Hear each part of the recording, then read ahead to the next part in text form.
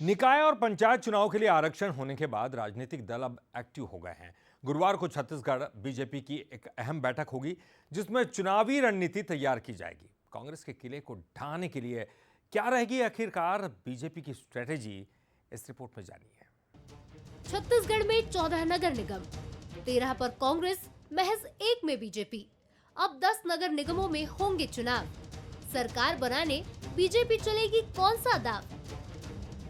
छत्तीसगढ़ में निकाय और पंचायत चुनाव को लेकर गुरुवार को बीजेपी की बड़ी बैठक होगी, जिसमें निकाय और पंचायत चुनाव के मुद्दे तय किए जाएंगे। साथ ही महापौर, अध्यक्ष समेत पार्षद प्रत्याशी सिलेक्शन की भी रणनीति तैयार होगी। दरअसल राज्यों की अधिकतर नगर निगम और निकायों में कांग्रेस की सरकारें हैं। राज्य में बैठी बीजेपी अब शहरों की कमान भी अपने हाथ में लेना चाहती है, लिहाजा बड़ी बैठक भी बुलाई गई है, जिसमें प्रदेश प्रभारी समेत तमाम बड़े दिग्गज स्ट्रैटेजी बनाएंगे।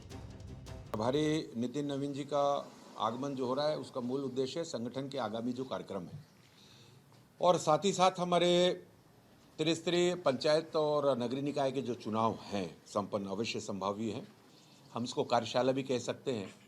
चुनाव की तैयारी को लेकर हमारी जो विभिन्न व्यवस्था हैं नीचे तक की, और वो निरूपित किस तरीके से उसे किया जाना है, इस दृष्टि से उनका मार्गदर्शन समुचित रूप से होगा। सूबे में निकाय चुनाव के लिए आरक्षण हो चुका है। पॉलिटिकल पार्टियां रणनीति बनाने में जुट गई हैं। बीजेपी इस मामले में एक बार फिर आगे दिखाई दे रही है, जिसे लेकर कांग्रेस चुटकी ले रही है।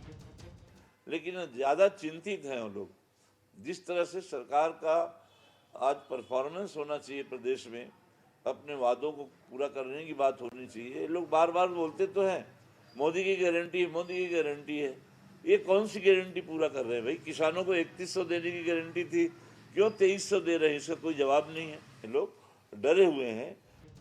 छत्तीसगढ़ राज्य निर्वाचन आयोग कभी भी चुनाव तारीखों का ऐलान कर सकता है। उसके पहले बीजेपी बैठकों के जरिए एक्सरसाइज कर अपनी तैयारी को पुख्ता करने में जुटी है। जीत की हैट्रिक लगा चुकी बीजेपी की नजरें अब जीत का चौका लगाने पर है। गौरव शुक्ला, बंसल न्यूज, रायपुर।